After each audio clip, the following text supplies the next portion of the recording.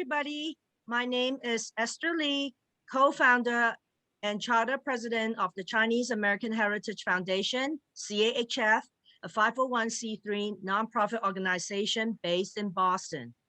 CAHF promotes the recognition, appreciation, and celebration of historical contribution made to the United States by citizens of Chinese heritage. There are many untold stories of how Chinese immigrants contributed to the greatness of the American dream, like digging caves inside mountains for the winery of Sonoma and Napa Valley in California, building the Transcontinental Railroad, serving in U.S. military since Civil War, and cross-pollinating the sun-kissed orange to make it impervious to disease. Chinese immigrants have been the silent skilled laborer, the unsung hero, and the unrecognized innovator since coming to America over 200 years ago. Our mission is to make sure these precious stories are not lost through the weather of time, but are supplanted into our nation's rich history and preserved for our future generations. Together, our stories will be shared and our voices amplified. It is my pleasure to introduce our Foundation Chief Information Officer, Kin Hui of San Antonio, Texas, who will introduce our featured speaker. Thank you, Esther. Good afternoon, everyone. My name is Kin Hui. I'm a board member of the CAHF and the San Antonio Chinese American Citizens Alliance. Welcome to Book Talk, sponsored by the Chinese American Heritage Foundation and the San Antonio Chinese American Citizens Alliance. During this presentation, please check that your microphones are muted. Our presenter will take your questions after his presentation. Please use the Zoom's chat function to ask your questions, and we will read them. Our speaker today is Mr. David Lei, who will talk about why Chinese genealogy. David is an accomplished entrepreneur with a deep-seated commitment to community development. After graduating with a degree in business administration from UC Berkeley, he started his own consumer goods exporting company in 1981, but not before spending time in the social sector, working with at-risk Asian and African American youth through Chinatown's YMCA and Richmond's Model Cities program. After making a boatload of money, David sold his business in 2003 and retired. David was the board vice chair of the Asian Art Museum in San Francisco and is very passionate about Chinese art and culture. However, he found the field too broad and too deep. So in recent years, he switched to Chinese American history, which is more manageable with only 170 years. David has given talks at Chinese genealogy conferences, the Commonwealth Club, 1882 Foundation in DC, CACA Convention in Boston, the California Historical Society, the Chinese Historical Society of America, and was a commencement speaker to the 2019 graduating class at Cal Berkeley. Ladies and gentlemen, it is my honor to welcome Mr. David Lei. Thank you, Kim. And thank you, Esther, for setting this up. Yes, today I'm going to chat on Chinese genealogy. Most people talk on Barbara, I think you don't have yourself on mute. Barbara Chin, you might need to mute it. Okay, and if you don't see the mute sign, please mute it so we don't get the echo. So most people teach you how to do your genealogy, and I had asked people that came in early to let me know if they've done their genealogy or not. And to my surprise, most of you have not. So I thought then if you want to find out how to do it, just go to Google and type in Chinese genealogy resources, and you will get a lot to teach you how to do it. And I have a page afterwards that Esther can email out to you. but today I'm going to talk on why, because there's already a lot out there on how. So, why did the Chinese keep genealogy all these years? I'll start from the beginning. Is the Chinese concept of a country. We call it 国家 or 国家. So the country is made up of family. That's what 国家 means. A country made up of family, and that's core. When you have a lot of families, is a country. Family is an economic and religious unit. Very important to the Chinese. The Chinese concept of family is a bit different in the very Confucianism, because Confucius, ever since the Zhou dynasty, he lived during the Zhou dynasty 2,500 years ago. And by the Han dynasty, about 2,000 years ago, China adopted his philosophy of the meaning of a family. What does it mean to belong to a family? And is actually very controlling. Today, uh, Michelle Gelfand that talks about a tight country and a loose country, or a tight society and loose society. And China is really a tight society, and it's chosen this way ever since the beginning. And a tight society is mainly because there's a lot of threats, a lot of danger. And so the group of people rather be tight and have less freedom, but able to operate like the military with very strong leaders.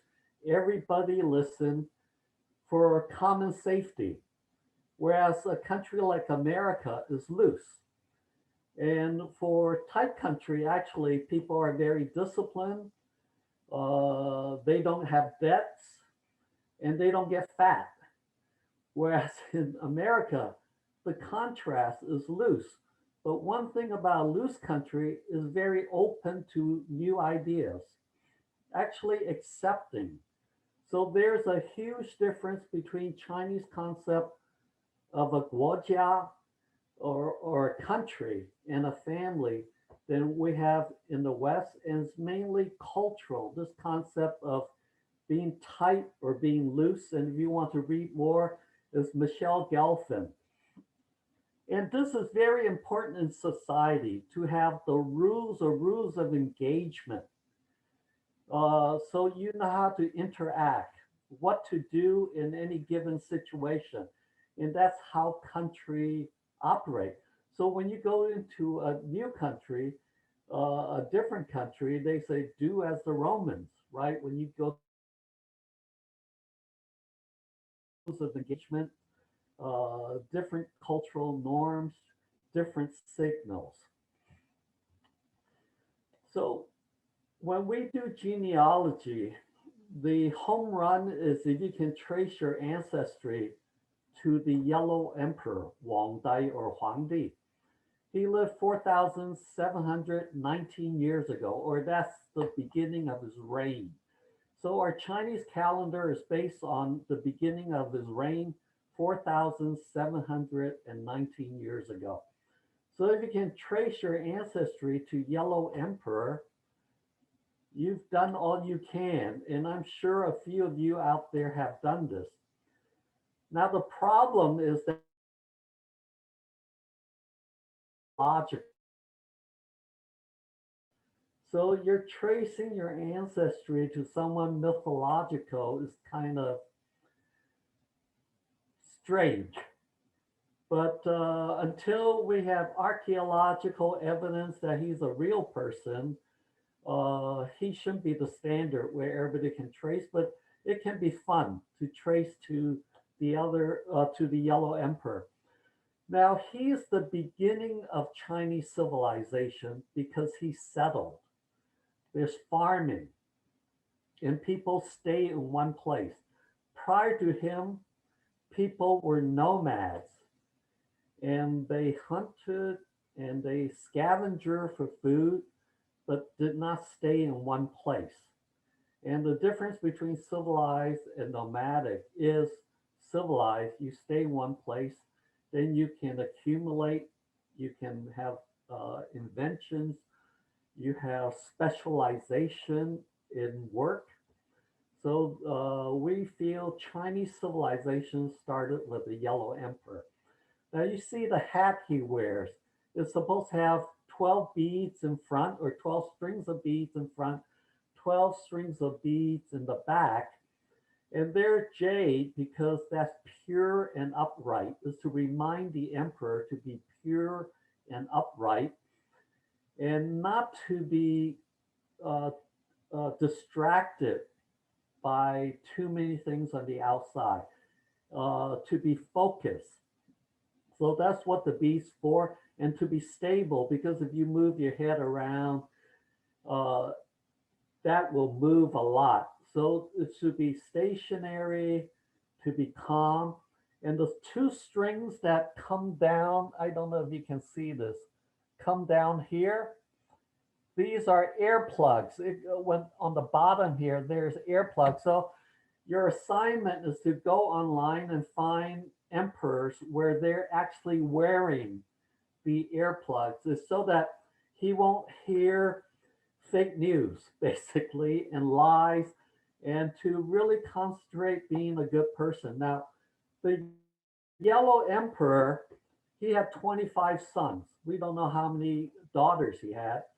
Uh, and 14 of his sons, he gave family names, surnames, but only so he duplicated on two of them. But he gave out 12 names, and we have these 12 names. And we know the Chinese word for surname, Sing, what's your Sing, Sheng Shema, Sheng, is actually a female radical with the word for birth. So your surname is birth from your mother, or from women. So in those days, you knew who your mother was because that is the person that gave you birth. You were unsure of who your father was. So the Chinese concept of surname started off to be the mother. It was matriarchal. But now, of course, is we went the other way.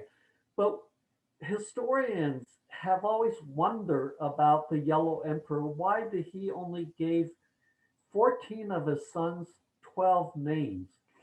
And this is what we think today.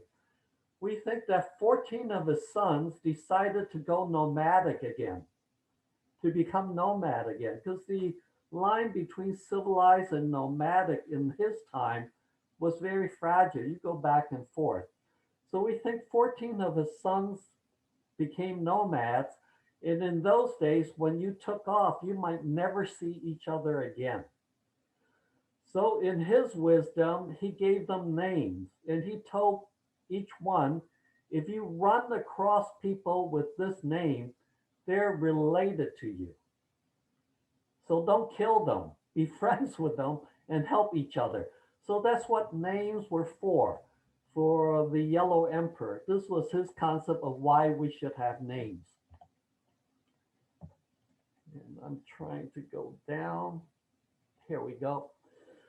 So here are some of the reasons why the Chinese historically felt we should have genealogy. First is for identification. This doesn't need explaining. Prestige, ancestral rituals, collective memory, the ordering of status, the pecking order, clan benefits, how to share clan benefits, inheritance, that's very important, government recruitment of talent. The genealogy records were used to recruit. For marriages, who you should marry, for punishment, for family instructions, to give descendants instructions, locations of the graves, protection, who you should protect, reconnect with relations with your relatives, medical. This is relatively new to keep your medical records. And then historical studies to go back and study history. Proscription of names, certain words you cannot use, and obligations to ancestors. And I'll go into each one of these in a little more depth. The first one's prestige. Now, a lot of these genealogy books, they claim they're descendants from famous people. For instance, I'm a Li, although I spell L-E-I today under Pinyin, that's Louis. But my father says Lei sounds closer to the Taishan pronunciation of Li. In Taishanese is Lo Lei, Lei. So he says Lei sounds closer, so he used this name, but I'm really a Li. On the left is at in north of Guangdong, and they have a Li temple there. And these are the famous Lis in history. So they put those up. And on the right is Lao Tzu. Lao Tzu lived the same time as Confucius, about 2,500 years ago. And he's one of the first Li. His last name was Li. Now, when the Tang emperors became emperors, they had some problem because the Tang emperors were Taobas. They were Turkic people from Western China. So the Tang Dynasty, you will notice the clothing with their pointed shoes. They introduced cotton to China. The clothing was very different. The music was very different. It was Afghan music, pentatonic scale. The dance, the music, the entertainment, because the Tang emperors were Taobas, not ethnically Han, although most of their wives were Han. So to be accepted by imperial edict, by imperial decree, they say the Lis of the Tang are descendants from Lao Tzu, a Li, who was the founder of Taoism. That's the statue of him on the right. And the Toba Lis, they claim they were from Gansu province in the northwest, where the first emperor was, Qin Shi Huang, and they were sent there to protect the border from barbarians. So they were warriors. The Lis were warriors. I didn't find this out until about 20 years ago. In front of the Li Family Association, there's a marble plaque. This is in San Francisco that says Longxi Li. So I asked the elder, where in Guangdong is Longxi? They said, oh no, it's way up northwest Gansu. So about 3 years ago, I took a trip there to find my origin. And oh, by the way, the pictures on the left, that's in Nanxiong, northern Guangdong, where all the different clans from the north came down to the south when the Mongols invaded China to flee. And that's where they ended up, Nanxiong. And so if you're from Guangdong, chances are you can find your genealogy here in Nanxiong, northern Guangdong. But so these genealogy, most of them pick someone that's famous in history and adopt them. So over the years, the Lis became Chinese. The emperors married Chinese. And the Tang dynasty was the most important dynasty for us Southern Chinese because that's when the South got settled. That's why we call it Tongyangai. Chinatown, we call it Tongyangai or Tangrenjie. It's the people of the Tang because it's during the Tang dynasty that the South really got settled, became part of the empire. And we look to that dynasty as our dynasty. In fact, our language, the Southern language, Cantonese, Taishanese, is the closest or closer to the language of the Tang. That's why we call our language Tonghua.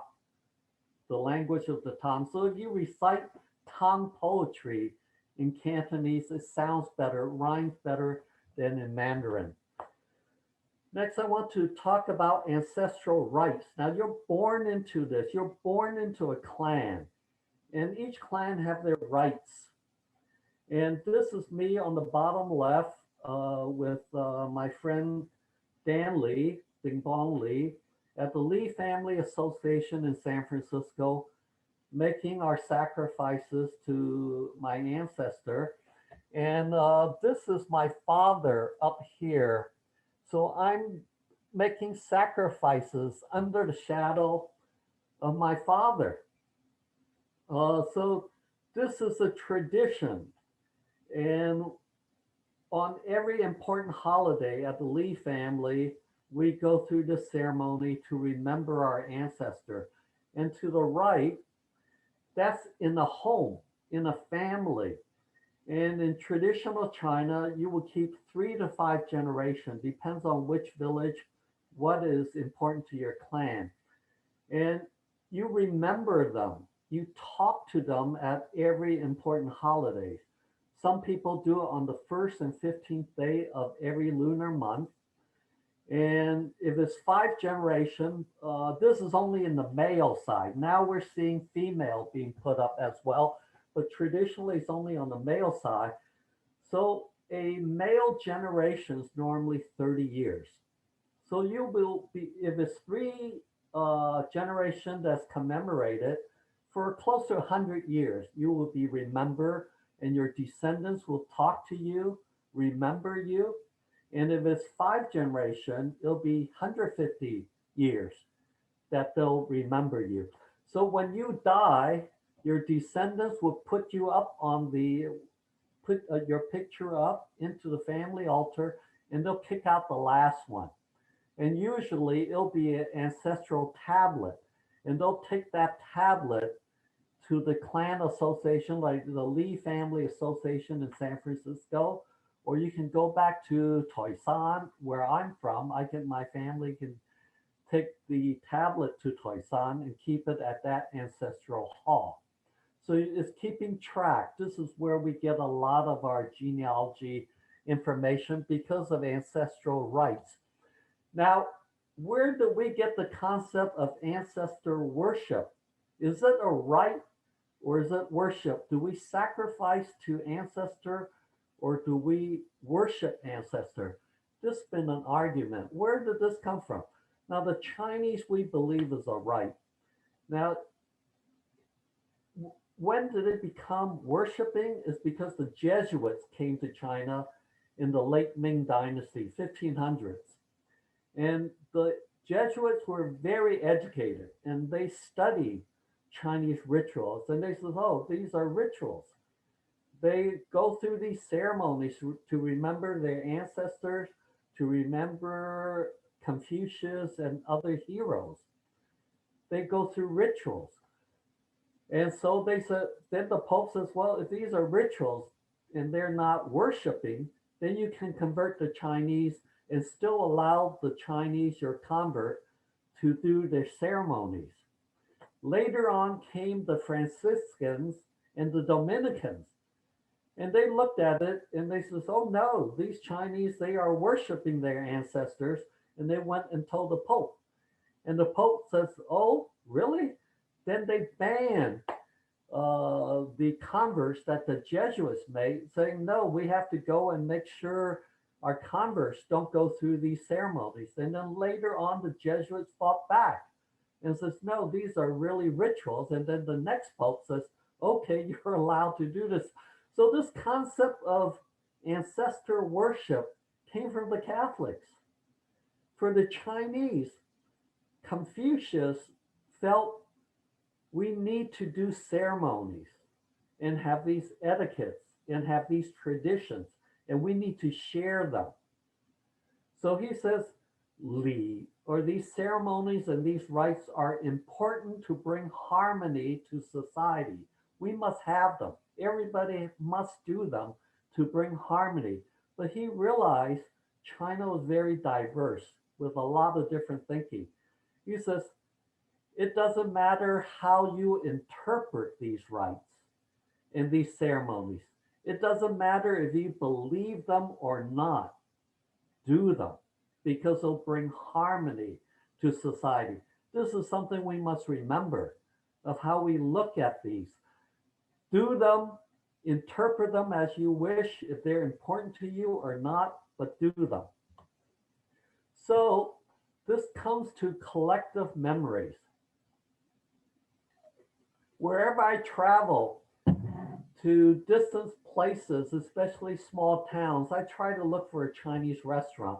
Here's a small restaurant, middle of nowhere in France. And I can go in there and ask for the Chinese owner. And right away, I have a lot in common with this person. I feel close already because I know for New Year's, he's going to take days off. He's going to celebrate it. Mid autumn, he's going to look at the moon and he's going to eat mooncake. Chances are he's going to be very tough on his kids in terms of education. So I already have a lot of things in common. So there's this sheer collective memory and experience, like the right on the right side. If you share this, learn this together, you feel close. So if I end up in the middle of nowhere, they have a Chinese restaurant, I can go there. Chances are they'll help me if I need help because there's this common bond because we know certain things that we do, certain things that we value. Order of status. This is very important. This is reading coding. For Chinese public ceremonies, rituals, this is at a marriage serving tea. You have to watch the order of service of tea to know what the pecking order is. If you're from the new family, one side, and then the other side are being served tea, you know who is the boss, who's second in line, who's third in line. So publicly stating this is the pecking order of our clan. So at funerals, same thing. What happened? Because someone died, then you have to shift the pecking order. What's the new pecking order? And that's publicly shown by how you're lined up. So this is code reading when you go to these organizations. That's why it's very important for a photo where your positioning is to know that and read that. And even on toasting, who you toast first, who you toast second.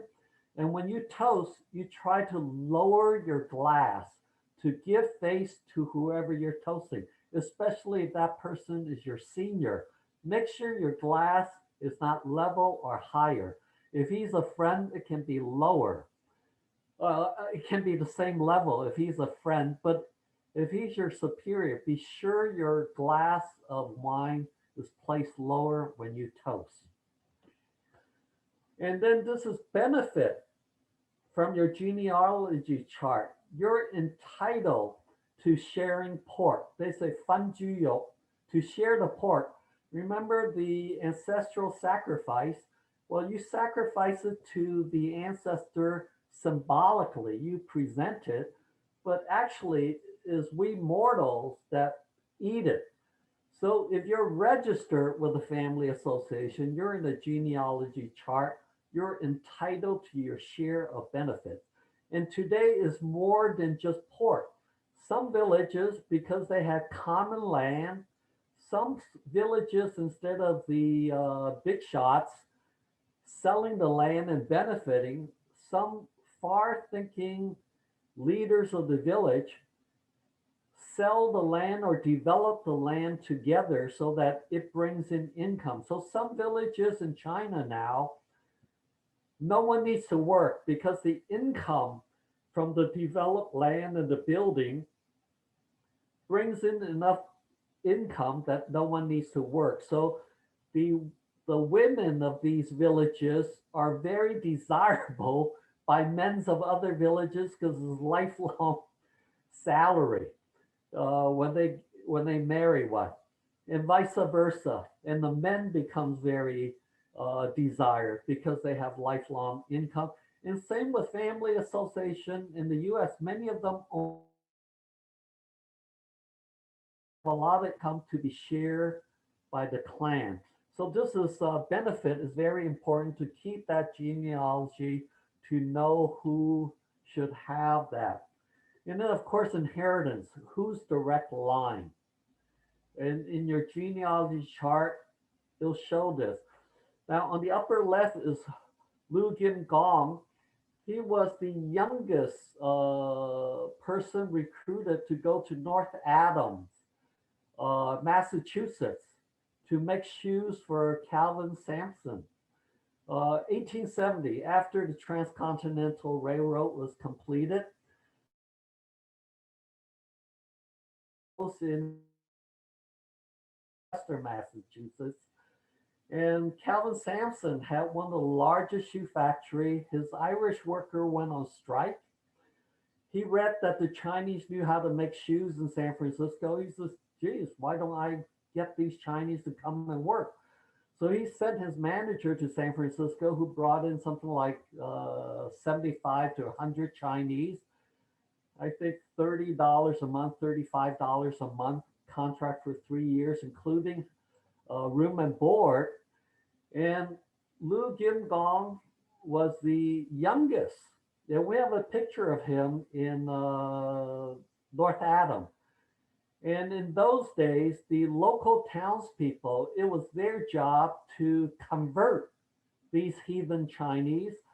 And there's a lady, what's her, Burlingame, Fanny Burlingame, a spinster, actually adopted formally Lu Gim Gong and taught him English, converted him to a Christian. And Lu later on worked for Fanny. And then Lu went back to China for a short while.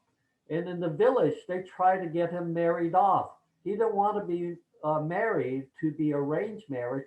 So he took off in the middle of the night. That's the story. So they removed him from the genealogy book because this guy didn't listen. So he came back to the US, hooked up with Fanny again, but he had a lung sickness and maybe TB. And Fanny says, why do you go to my property in Florida? The weather will be good for you. So when Lu went to Florida, he says, how come they don't have oranges here in Florida? Well, oranges had a hard time being grown in Florida because the variety they had would mildew. And when the weather changed, the crop would die. If you have early frost, the crop will die. So Lu said, I know how to graft. And he had some from China. So he started grafting and came up with a Valencia orange that was sweet, frost resistant, and very juicy. And that kick-started the orange juice industry in Florida. And they have a plaque and a statue of him in Florida to honor him as the person who started this industry for Florida.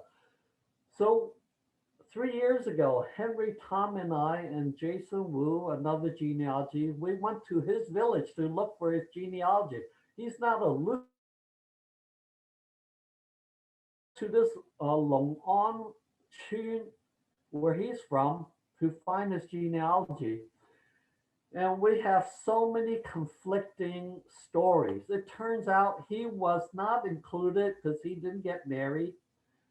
But now everybody wants to claim him because he's famous. So people borrowed him and put him into their genealogy book. So now it's all mixed up. But inheritance is very important because the people that included Lu think that they, because Lu had property in Florida, maybe they can claim it. In the old days, also, your genealogy book was used for government recruitment. The government would only have people in government from good families. So if you kept good genealogy and you're shown up in that genealogy book, they can feel pretty safe that you come from this good family, that you have good genes, and that you will serve the country well. So it was a tool for recruitment. So you kind of want to be included in these genealogy books. Also for marriage, can you marry someone with the same last name or a cousin? Well, it turns out with a genealogy book, when you propose marriage to someone else, the two families want to know your genealogy in your birth date, your birth time, and birthplace.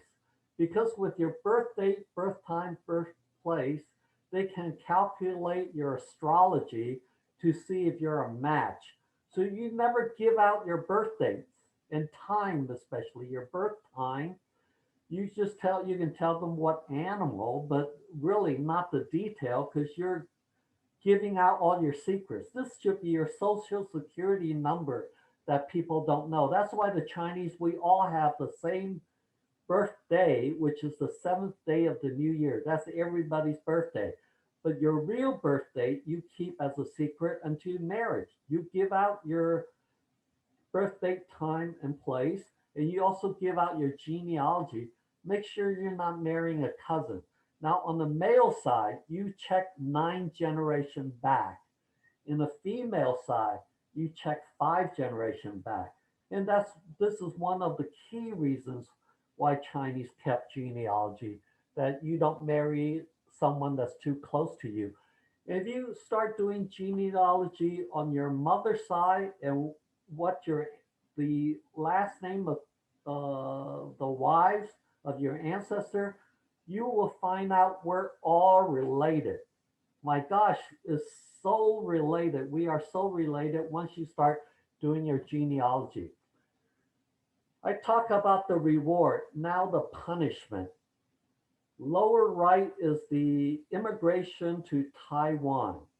When I landed there in 1971 for the Love Boat program, for those of you that understand that, you can laugh, but this was a program that they have that for American born mainly, or foreign born Chinese, to go back for language, culture, and so on. But when I landed and went through immigration, they asked me for my grandfather's name and my father's name. I thought this was strange. And I said, why? He said, well, we're going to look up your grandfather. If he owes money or he committed a crime, we take you right away to jail. And if it's your father, we will take you and your son to jail, and you two will be responsible. So you're responsible for 3 generations. So what my grandfather did, I'm culpable.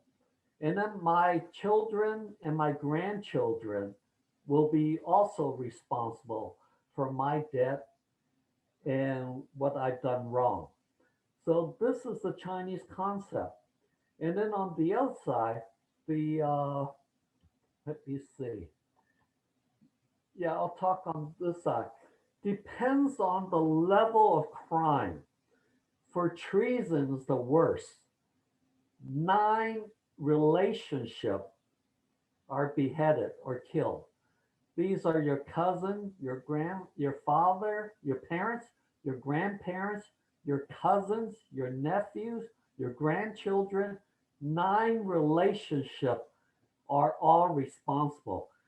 That's why in traditional China, you have to, you can bring this upon your family.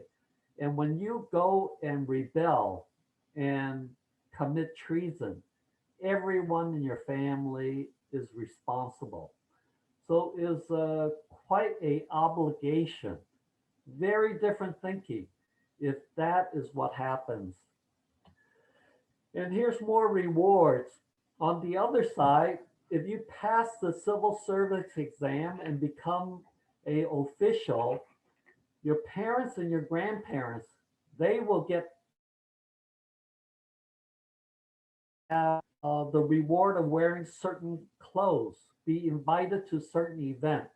So here's the exam, the imperial exam on the bottom and the exam today. Take a closer look at the exam today where they're wearing binders. Those are loose leaf uh, piece of paper so they can look around. They cannot look around them. I'm glad here in America I didn't have that, or I would never have graduated from Berkeley. I relied on.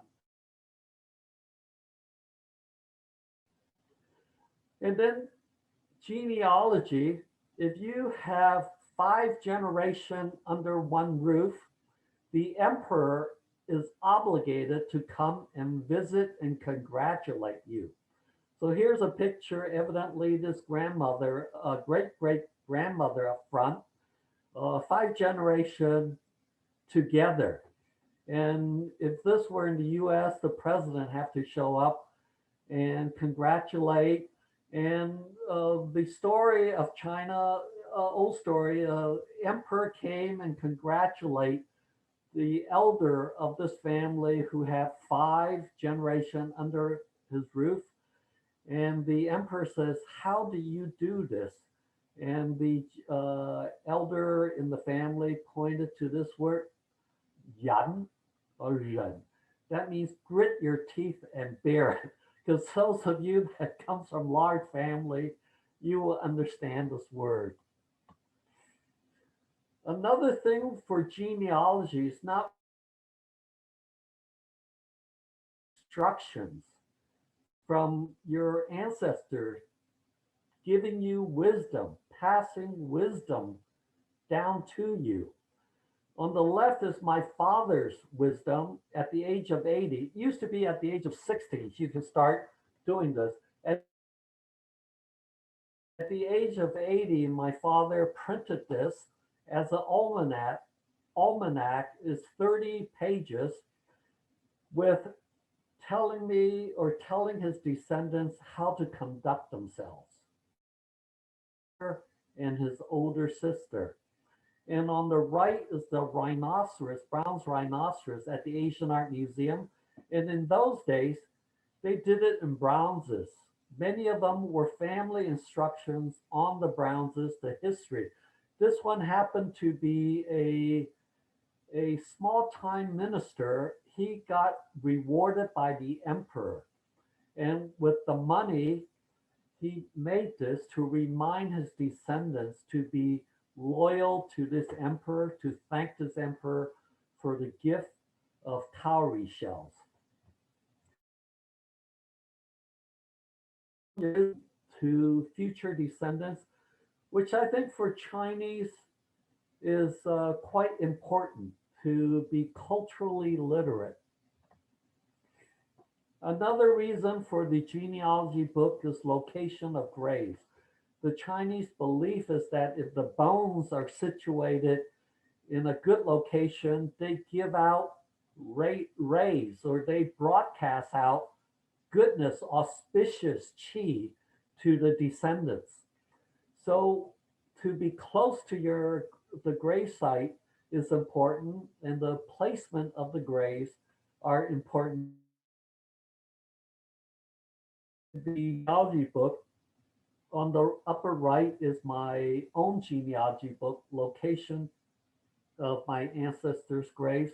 Nowadays, if you go to village graves, sometimes it's overgrown and you can't even find them. So I suggest today, if you're going to do your genealogy, get the GPS location of your ancestors' grave and pass it on to your descendants where you used to live and location that you want your descendants to know about. Go and do it now. Get the GPS location and pass that on so your descendants can end up in the same place, go to the same place where you want them to be. Know who are your relatives, because in China in those days, only your clan will protect you. The government was there to tax you. And so this concept of clan unity, a lot of it is for protection. So on the upper picture, you see we have that in Hoi Ping and in Toisan, these Diao Lou, and they're built there for protection. And they can close up there like a fort, and on the bottom are the Hakka, the Keja villages, very much like a fort, a military situation. So protection, you count on your clan to protect you and to help. Mary asks and say no. And if I need a favor from Aunt Mary, she will do it for me. So that's the reason to identify who your clans are. And if you're from a smaller clan, in America, we group different clans together. Upper left, we have the Jiduk Samduk, and they're from the Wuzhou, Taiwan, and Cao group. These are smaller last names, and they group together to form one stronger clan. To the upper right is the Longgong, the Laoguan Jiangju, because the famous Ming Dynasty story of Romance of the Three Kingdoms, Lao Guan, Zhong, and Ju, they were brothers. They were close. So that now they said because from this story, they are all related. So they formed that So Yun Tong. On the bottom left is the no, the Fong and Kwong and the Louis. And then we have the Jiao Opting, also the Chan, the Yun, and the Wus. How to reconnect. These are people, the saying, you can pick your friends, but you can't pick your relatives.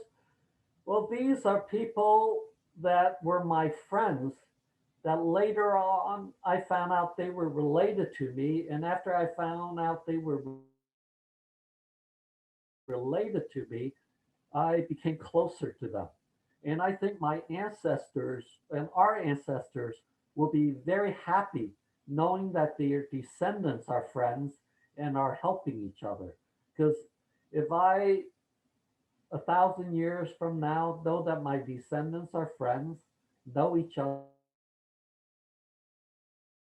So these are the people that through genealogy that I realize are my real relatives. And if I did my mother's side, added that side, the Chans, I would have a lot more. Medical records. Today, what your parents have that ails them, you will probably have. What your grandparents had, your children probably will have. So it'll be good on your genealogy to leave your medical records. I think this is very important today.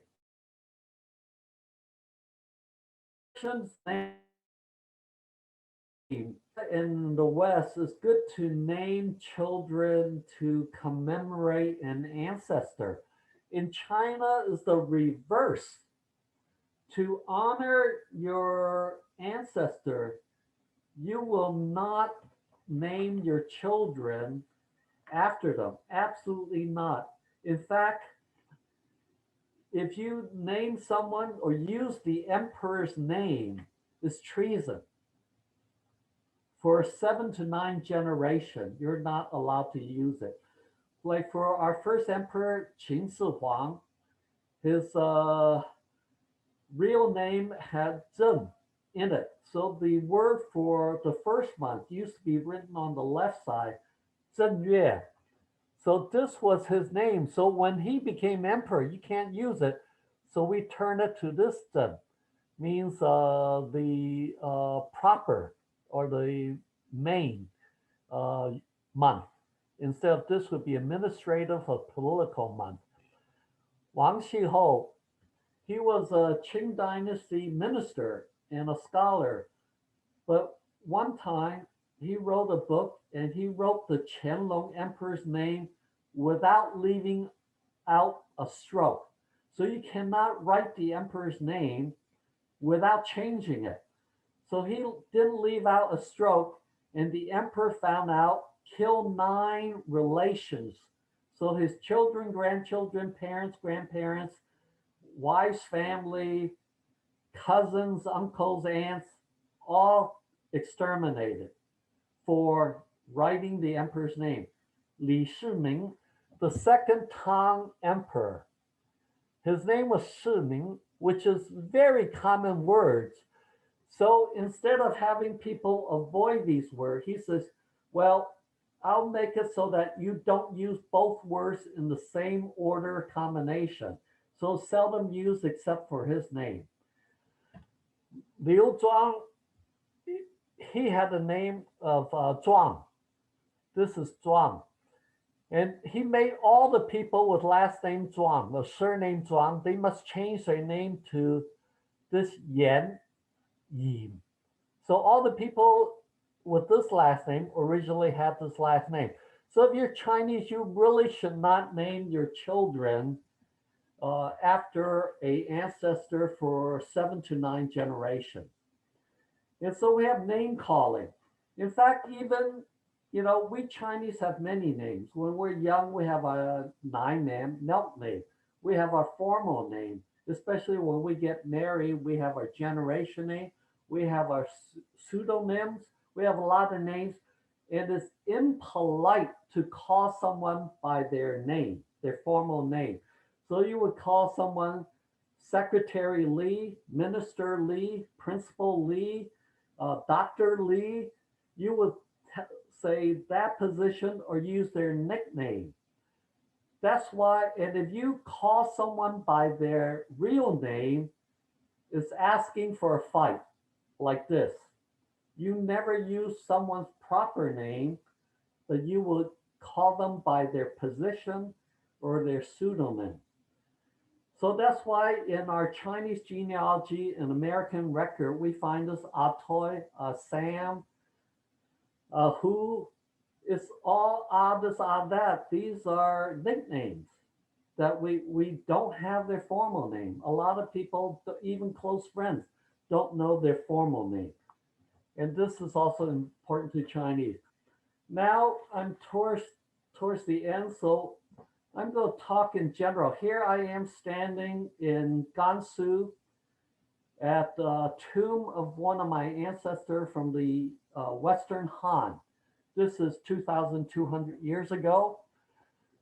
Why, for me, is important for genealogy, first of all, is obligation. I'm obligated. My ancestor kept these genealogy book all these years. Am I the one to break it? They're trying to tell me something. They're giving me their lessons, their wisdom of how to survive. Now, the Chinese culture, there's something to it. We are the oldest living culture in the world. We survive. The Chinese survive anywhere in the world, despite of racism, poverty, difficulty. Something about our culture helps us survive and achieve. I owe a lot of my success to the wisdom my ancestor passed to me.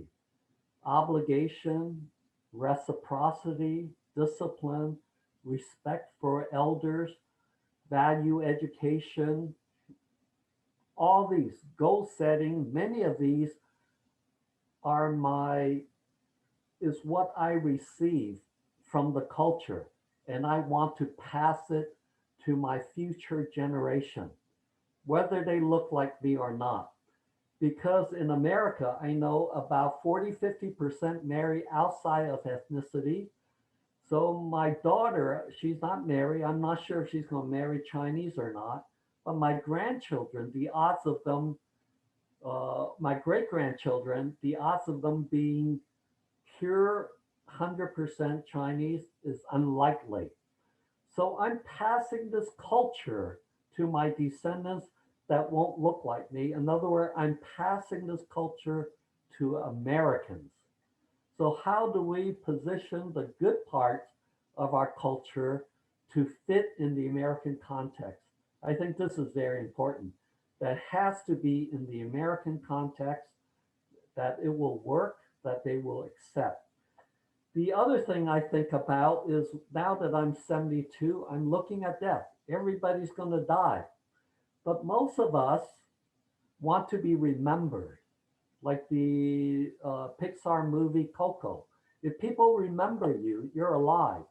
And the Chinese, we've institutionalized this, that through the genealogy book, you're registered. I have my genealogy back to Han Dynasty, Western Han, 2,200 years. Isn't it good that your descendants 2,200 years from now would know something about you, would think about you? This is our immortality. That's why I put it in our immortality. Our children are our physical immortality. We're passing our genes, but thinking about us and if we existed or not is through our genealogy and our recording of genealogy. And this is why I think all of us should do it. We're lucky if we're Southern Chinese from Fujian or Guangdong, our genealogy charts weren't destroyed by the Red Guards, and we have this. It's a matter of spending some time and going to do this. So I'll end it here, and this is xie xie because this is a homonym.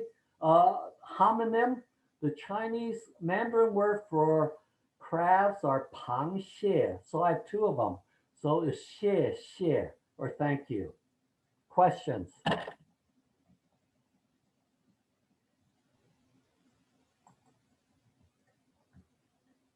Okay. Thank you, David. That was very inspiring, and there's a lot of why that I didn't know about. And I did receive an email, and here's the question for you. How is genealogy regarded in China today? Do people pay attention to their ancestral lines, or was this a phenomenon of immigrants? I have to say, most of the people I run into in China, and this is true with other genealogists, I'm shocked that in China, most of them don't care. Part of it is because it's available to them. It's so available. They said, well, I'll just ask this person, I'll go to the clan and look at the clan altar and we can check. It's so available to them that most of them don't care. And they said they're shocked that I have any interest. And why am I asking all these questions? I think that this is really more uh, Chinese overseas. We ask this because this is our roots, and we want our children to know something about this. That we're transnational. We're very lucky that we're transnational. We feel very comfortable, at least I do, in Asia or in the West. So, but I'm really disappointed in China. They're not. They're not that interested in this. Now, the government is collecting all this like crazy. The Chinese government's collecting all these genealogy, going to all this because they want to track people. And they have the big data now to be able to track that. So if they do enough, one day, all you need to do is put in your grandfather's name and they'll track it all the way through and look for pictures because of facial recognition. So maybe in 20 years, people like Grant Din, Marissa Louis, Henry Tom, all these people that's really into genealogy, you just click a few buttons and it'll be all done for you because of big data. But right now it's a lot of fun to do it yourself, the discovery. So I suggest you do it anyways. Okay, so I think there's a question in the chat box. Do the current PRC Communist Party honor this tradition? The PRC today, they don't allow clan associations. They don't want any large groups to congregate to have affiliation aside from the Communist Party. They do allow a surname research institute. So when I went back to China, it was not the Li Family Association that greeted us. It was the Li Family Research Institute. You don't have to be a Li to be in that research institute, but most of them are leased and they are under government control. They have to be registered with the government. So research institute can, like the Lees, we have Lee museums, we have Lee's temples, and they try to get Lees from around the world to go back, spend money to visit these ancestral sites.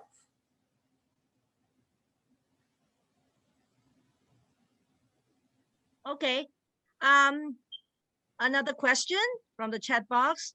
While following my genealogy, those who are the first few generation coming to America will use the name Junior, the same given name as their father.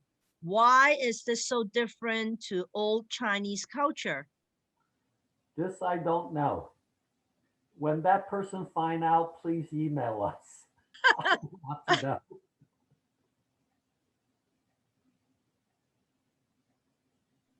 Okay. Any more questions? Okay.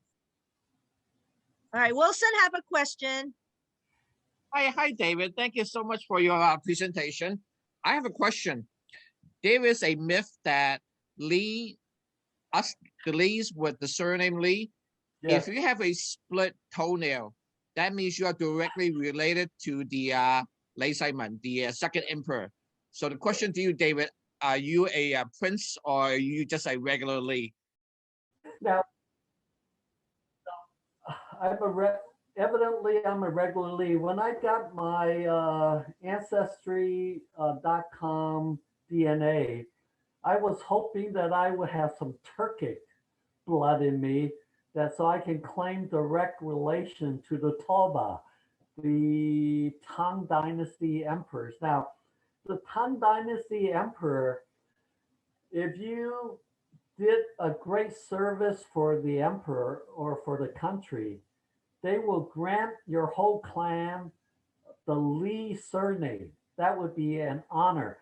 So at a wave of His Majesty's arm, a whole clan, like the Muslim clan, were converted to Ma. He gave them the name Ma for Mohammed. Ma for Mohammed. So the Ma's are from the Li emperors. And then the Li emperors gave a lot of clans that were not related the Li name to honor them. So there's a lot of split. And of course, I would say there were a lot of adoptions. That was very common in those days. You would give a son to your good friend to be adopted by your good friend, and you would adopt one of your friend's sons.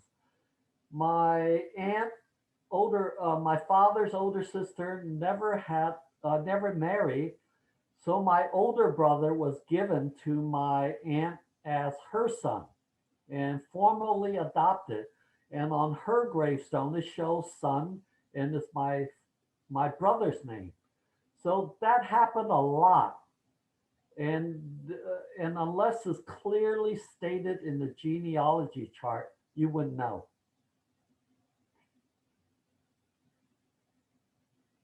Okay, another question in the chat box. In Chinese genealogy, it is very difficult to track the female lineage. During your talk, you spoke about how you had to track 9 generations for males and 5 generations for females. So how did they track the female lineage back then to know 5 generations back? Well, the wife's side of the family through her father, the bride's side through the father can check 5. Okay. Father's actually now, oftentimes on the Zopo or the genealogy book, almost always would have your ancestors, who they married, the wife's name, and sometimes the village.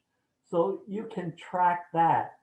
But if you go back, you would say, geez, I'm related to everybody in Toisan. If you go back 25 generations, most of us can, and then you look at all the last names, you say the relationship is very close. Next question. In contemporary China, do they still research family background before approving a marriage? Well, up north, they normally cannot because the genealogy books are burned. They have a hard time. And people that's lived in cities for a long time, Shanghai, Guangzhou, Beijing, they have a hard time.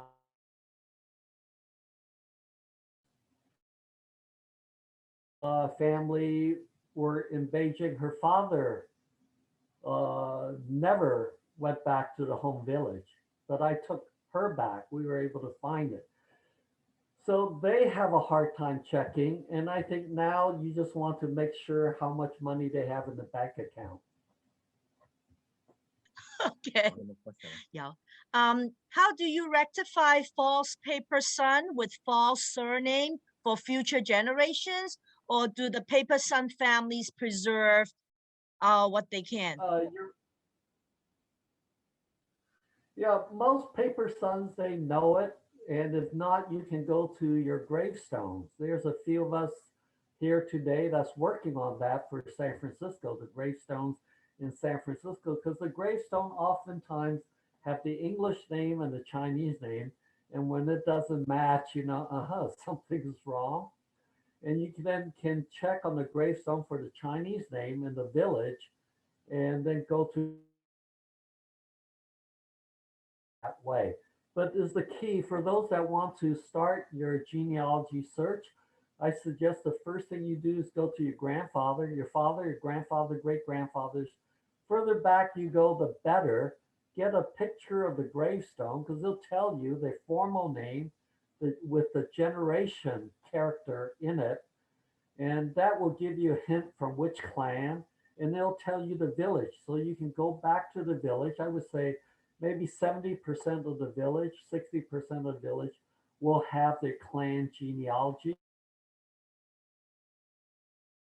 Go online to even any of the Mormon church with a family center to look for these genealogy books. The Mormon church is very helpful, and they probably have more of these genealogy books than anywhere else. But you can learn this by just going online, doing a Google search on genealogy, Chinese genealogy resources, and watch some of the videos, read some of them.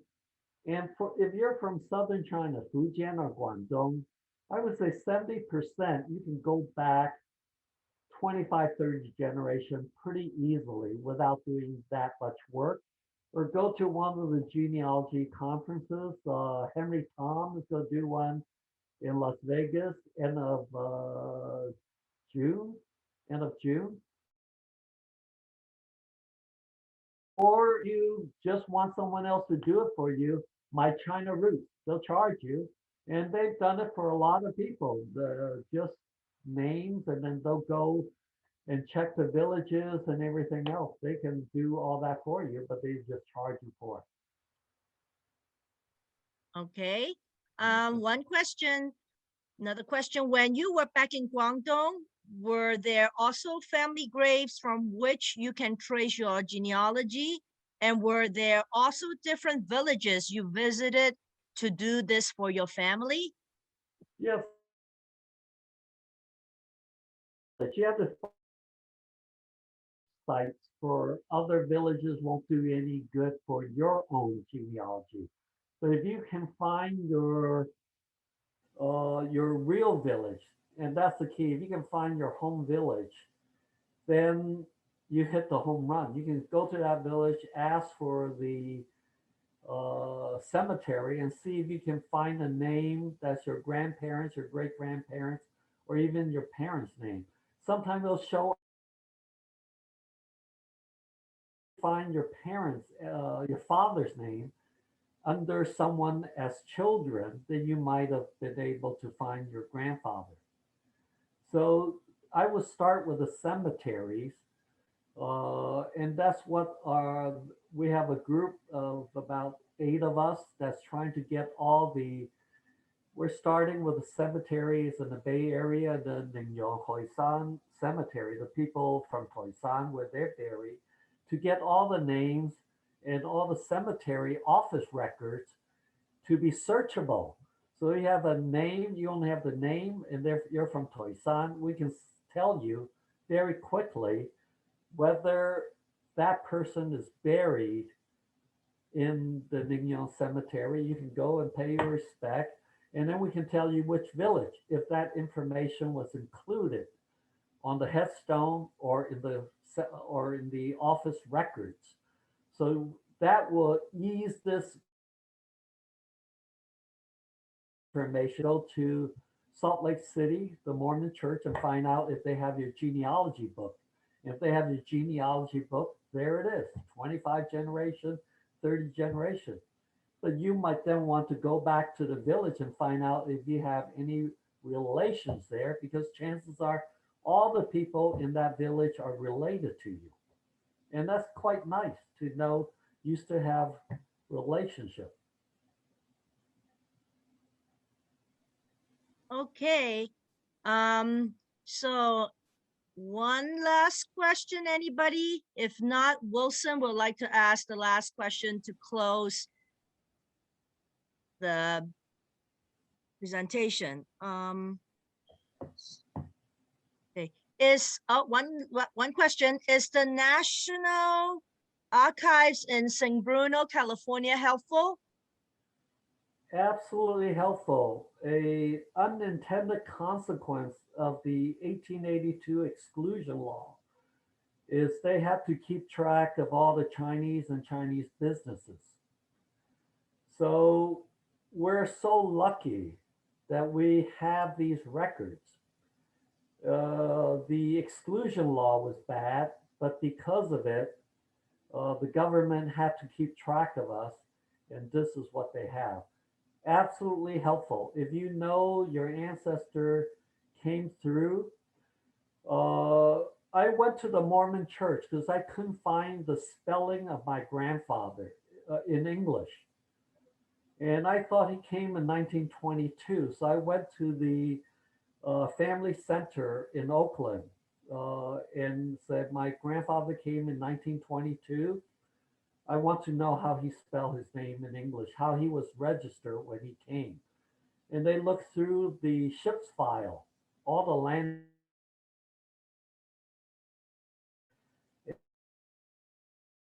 Your grandfather, anyone with Lee Sing Zut or Lei Sing Gi in Toisan. And she says, but I found someone in 1921 who might be close.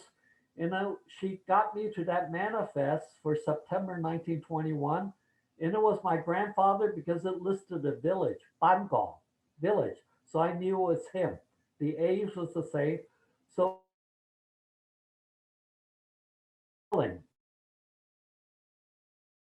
San Bruno with a name for them to pull the file and the date 1921.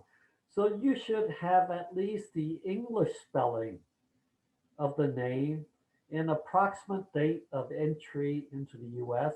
And the Family Search Center can help you with that. So I have to thank the Mormon Church and the Family Search Center, Family Center, to help me find my grandfather's English spelling of the name to open up his file and all this information. Okay. Two more quick questions. What is the name of the book by Michelle Gloria? Michelle Gelfand. I forgot the name, but Gelfend. Michelle, yeah, Gelfand. You look her up, there's video, and she talks about tight and loose cultures or society and country. It explains a lot of what we see today, the anti-Asian racism. A lot of this is based on loose and tight cultures or countries and individuals. So do go into that. We talk about this racism is so much in our mind, but heritage that's with us. And there's different ways to handle this, but you go look that up. And microaggression is actually researched by a Chinese American. Look up Daryl Sue, S-U-E, Daryl, D-E-R-L-D, Columbia University. What we know about microaggression is the buzzword for Black Lives Matter, but it's researched by Chinese. And if you want to have true integration between different ethnicity, we say we should be all integrated, be friends, and be respectful of each other. I hear politicians talk about this teacher, but I don't ever hear them say how. Look up contact hypothesis. That is the answer. Cultural psychologists have known for 70 years how to bring people together. We just don't practice it. We don't read it. You look up contact hypothesis. Basically is equal status contacts towards a common goal. If you have all three factors, contact, equal contact, and towards a common goal, you solve this problem. So I highly suggest you go in, and if you want to be a solution, these are some of the solutions by our people that's in research. Okay, so one last question by Wilson. So David, my great-great-grandfather and his first cousin were one of the two 14,000 rail workers that built the Transcontinental Railroad. So if I were to go to the Mormon church in Salt Lake City,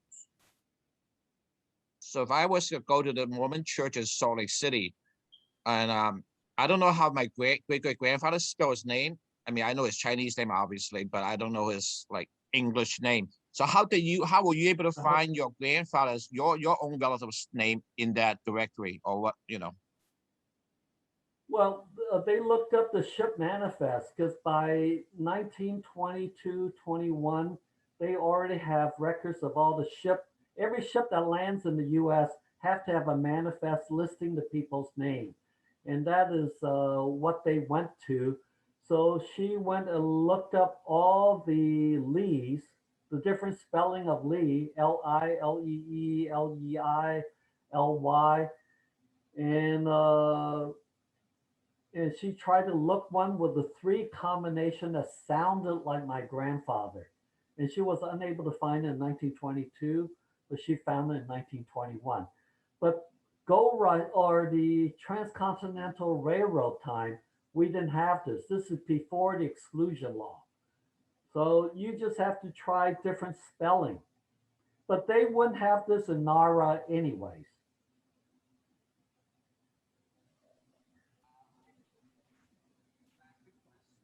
I can't hear you. I have one last request. This is for our brother. He actually wants to know where are the villages in China where he can find some single woman to marry because he doesn't want to work anymore. When he finds out, tell me. Boy, do I have a service for him.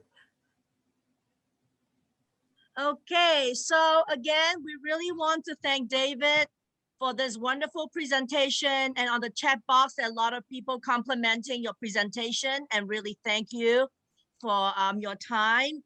And again, David actually is our CAHF senior advisor. He has been such a great help, and share a lot of history with us, and we learned so much from him, and thank you so much. And before I end this, I want to let everybody know, David is going to have another presentation on May 11th. It's Yik Wu versus Hopkins, and he will be doing with Nick Bartel and Professor Charles McLean. So I'm going to send out the link, And I have already have everybody email address. I'll definitely send out the link to all of you so you guys can register and to listen to David again. So David, any last remark from you? Thank you. Thank you so much. Okay, thank you everybody for joining us. Good health to everybody. Thank you. Stay safe.